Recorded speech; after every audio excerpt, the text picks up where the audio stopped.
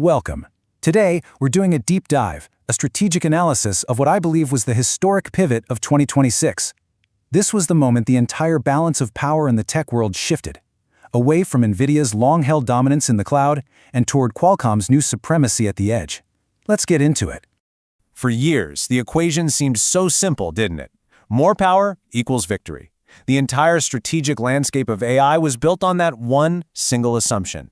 This briefing is about the moment that assumption was completely shattered, forcing everyone to reevaluate the entire battlefield. And right here, this is the core conflict in its starkest terms. On one side, you have Nvidia's fortress, a seemingly unbreakable 90% share of the data center market. But on the other side, a totally disruptive new metric for success from Qualcomm, a landmark 33-hour battery life. And you have to understand, this isn't just a feature, it's a declaration of a new strategic doctrine. Okay, so our first section looks at the fundamental physics that created this opening in the first place. The brute force approach, the very thing that built Nvidia's empire, has finally slammed into an unavoidable physical barrier. The key metric for success? It's no longer about raw teraflops. It's about intelligence per watt. And that barrier has a name, the Thermodynamic Wall. It's the hard physical limit where the insane power draw and the incredible heat that comes with it make these high-performance chips, well, fundamentally unworkable for the devices we actually use every day. This isn't some minor inconvenience.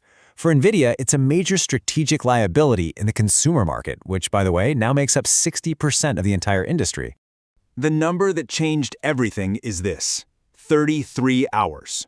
The performance of the Snapdragon X2 Elite wasn't just some incremental improvement. It was a total paradigm shift. It provided definitive, measurable proof that the era of intelligence per watt had officially arrived and taken over from the old model of just raw power. So for our second section, let's look at how this new technological edge was, frankly, weaponized. A brilliant strategic alliance came along and fundamentally redefined the rules of computing. This was not just a partnership. It was an architectural coup. You know, for decades, the entire industry was built on the WinTel monopoly, Windows and Intel. That era is now definitively over.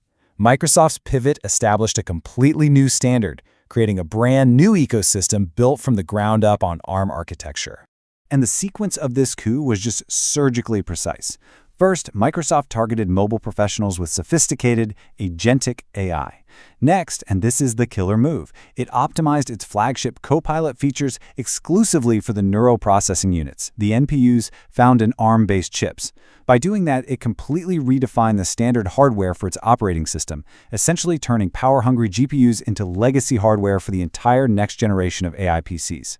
So that brings us to our third section, the economic battlefield. Because the real long-term money in the AI economy, it's not in training the models, it's in running them. The entire financial logic of the industry is shifting from a one-time purchase to a recurring operational cost. And this brings up a critical question that every executive needs to be asking. Think about it. Training an AI model is a massive one-time capital expense. But inference, the constant process of using that AI, that happens billions of times a day, forever. So the multi-trillion-dollar question is this: who controls the taxation rights on that perpetual activity? Well, here's the answer.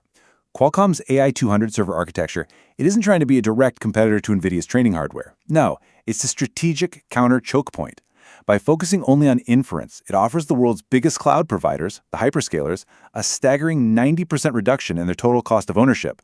We're talking about the complete long-term cost of running the hardware. This isn't just a small optimization, it's a revolution in operational expenses. This comparison really lays out the ruthless business logic behind the shift. Nvidia appeals to researchers with huge budgets for one-time hardware buys. That's a capital expenditure. But Qualcomm's AI 200, it appeals directly to the chief financial officer by slashing those day-to-day operational costs. It strategically lets go of the training market to capture the much larger, constantly recurring inference tax market. All right, Section 4. Let's dig into the engineering philosophies that made all this possible. Because this isn't just about strategy. It's about deeply ingrained corporate DNA. We're talking about two fundamentally different ways of approaching and solving problems. See, Nvidia's DNA was forged in the world of water-cooled servers, where raw power was the only thing that mattered, and massive heat was just an acceptable byproduct. Qualcomm's DNA, on the other hand, was forged in the absolutely brutal smartphone wars, a world of what you could call mobile madness, where a half-second of lag or a 1-degree temperature spike meant complete market failure. It's a culture obsessed with millimeter precision intelligence. And the result of that obsession was the breakthrough moment in March 2026. The whole narrative that Qualcomm was just a low-power alternative, that ended. With the Snapdragon X2 Elite Extreme delivering 80 trillion operations per second of NPU performance, Qualcomm had achieved the holy grail: superior performance within a mobile thermal envelope. It had surpassed Nvidia's best mobile offerings in both raw power and efficiency. And this brings us to our conclusion. When you put all of these pieces together, the technological, the strategic, the economic shifts, a new law of victory emerges in this AI conflict. We call it the law of fuel efficiency. In a long, drawn-out war for market dominance, victory doesn't actually go to the one with the most horsepower. It goes to the one who can do more with less, the one who can outmaneuver and ultimately outlast the less efficient incumbent. You see, Qualcomm didn't win by beating Nvidia at its own game. It won by changing the game itself. And so, the definitive takeaway for any executive is this: true, lasting disruption happens when you change the terms of engagement. It's when you force an incumbent to fight on new terrain, a battlefield where their most powerful weapon, in Nvidia's case, raw power, becomes the very thing that weighs them down.